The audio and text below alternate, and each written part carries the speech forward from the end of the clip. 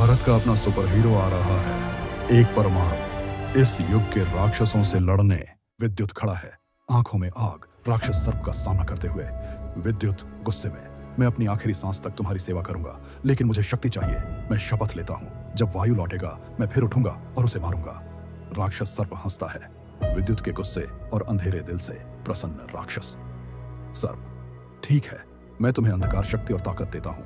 सभी राक्षस तुम्हारे आदेश मानेंगे जब भी जरूरत होगी, लेकिन तुम्हें इस गुफा में रहकर राक्षस भगवानों की साधना करनी होगी। जब तक वायु का पुनर्जन्म नहीं होता, वह दिन आएगा और मैं तुम्हें जगा दूंगा।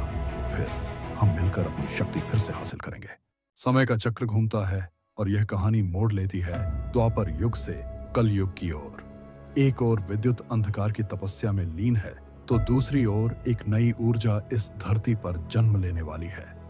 6 मई 1999 कर्नाटक के एक छोटे से गांव बेलगाम में एक अंग्रेजी हेडमास्टर वीरप्पा और उनकी पत्नी सरस्वती के यहाँ एक बच्चा पैदा होने वाला था। मध्यम वर्ग होने के कारण वे अपनी पत्नी को किसी बड़े अस्पताल में नहीं ले जा सके। 6 मई की वह रात, जब तेज हवाएं और आंधी तूफान अपने चरम पर थे, तब वीरप्पा की पत्नी की तबीयत अचानक बिगड़ने लगी और वीरप्पा नजदीकी चिकित्सालय लेकर पहुंचे, जहां एक बूढ़ी सरस्वती कांपते हुए, दर्द बहुत तेज है। वीरप्पा घबराकर, धैर्य रखो, मैं पास हूं। सरस्वती की चीखें बहुत तीव्र थीं और बच्चा कभी भी आ सकता था। बड़ी मुश्किल से वीरप्पा अपनी पत्नी सरस्वती को लेकर एक छोटे अस्पताल पहुंचा, जहां एक बूढ़ी अम्मा उसकी डिलीवरी कराने वाली थी। बूढ़ी दाई ताके से सहारा देते हुए, जल्दी करो, अब समय है। अचानक आसमान में एक तेज रोशनी चमकी, इतनी तेज कि रात में भी दिन जैसा वातावरण बन गया। वही रोशनी अब सरस्वती के गर्भ में भी चमकने लगी। यह देखकर वीरप्पा और बूढ़ी दाई चौंक गए। वीरप्पा आश्चर्य में, यह रोशनी क्या है? बूढ़ी दाई धीरे से, ऐसा मैंने कभी नहीं देखा। सरस्वती ने एक लड़के को जन्म दिया। दाई मां ने उस लड़के को अपनी गोद में उठाया और उसी समय बच्चा चमकने लग गया, मानो उसमें कोई शक्ति तैर रही हो। यह देख वीरप्पा और दाई मां दोनों आश्चर्यचकित रह गए। परम 26 साल का आईटी कंपनी में काम करता है। सामान्य इंसान की तरह दिखता है, लेकिन उसके अंदर छिपी हुई आकाशीय शक्ति है। राहुल, परम का दोस्त, हमेशा हंसमुख और मजाकिया, परम के साथ रहता है और उसे टीज करता रहता है। वासिम, परम का दोस्त, प्रैक्टिकल और स्मार्ट, वो छोटी छोटी चीजों पर ध्यान देता है और दोस्तों के बीच संतुलन बनाए रखता है। राहुल भाई, आज फिर तेरी टीम लीड ने डांटा क्या? परम मुस्कुराते हुए, अरे यार, यही एटी वाली जिंदगी है। सुबह 9 से शाम 6, फिर ट्रैफिक और घर। वसीम, कम से कम तुझे पगार टाइम पर मिलती है। हम तो सोच रहे हैं तेरे जैसी जॉब पकड़ ले।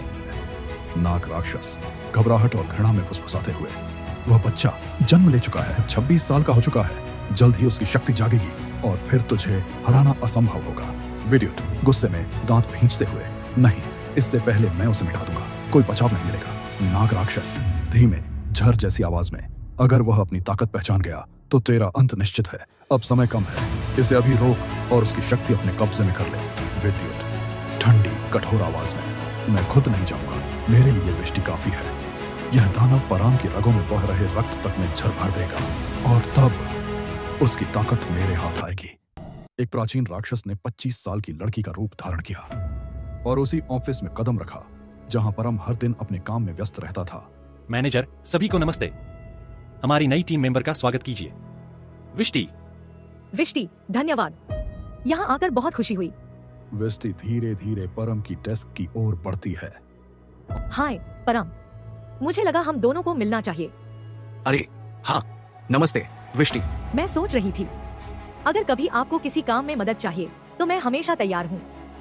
ठीक है, धन्यवाद, मुझे खुशी होगी। विष्टि ने धीमे से अपने हाथ डेस्क पर रखा। जैसे ही उसने हल्का धक्का दिया, डेस्क का कागज और फाइलें लड़खड़ा गईं। परम की नजरें अचानक डेस्क की ओर उठी, दिल की धड़कन तेज हो गई। विष्टि की आंखों में हल्की मुस्कान थी, वह देखना चाहती थी कि परम इस छोटी सी हरकत पर कैसे प्रतिक्रिया करता है। आई एम सॉरी, मेरी गलती है। विष्टि अब सही मौके की तलाश में थी ताकि वह परम को खत्म कर सके। अगले कुछ दिनों में विष्टि ने परम को परखना शुरू किया ताकि वह जान सके कि क्या सच में परम के भीतर वो शक्तियां छुपी हैं। एक रात जब परम देर तक ऑफिस में काम में डूबा हुआ था, बस ये रिपोर्ट पूरी हो जाए, फिर काम खत्म। घर भी जाना है, माँ पापा से बात तक नहीं हुई। आराम। कौन है वह? परम घबराकर ऑफिस की अंधेरी कॉरिडोर में भागने लगता है और उसके पीछे अपने दैत्य रूप में विष्टि उसका पीछा करती है। भाग क्यों रहे हो वायु? सामना करो मुझसे। कौन हो तुम? और सुनो, मैं वायु नहीं हूं। अगर तुम वायु नहीं हो तो सांस क्यों नहीं ले पा रहे परम? अगले ही पल विष्टि ने पूरे लिफ्ट को अपने विषैले धुएं से भर दिया। हवा झर बन गई और परम की सांसें धीरे धीरे थमने लगीं। सुबह जब ऑफिस के लोग आए तो उन्होंने देखा लिफ्ट के अंदर पड़ा था परम का निःशब्द शरीर। क्या विद्युत ने वायु के पुनर्जन्म में भी उसे मार दिया?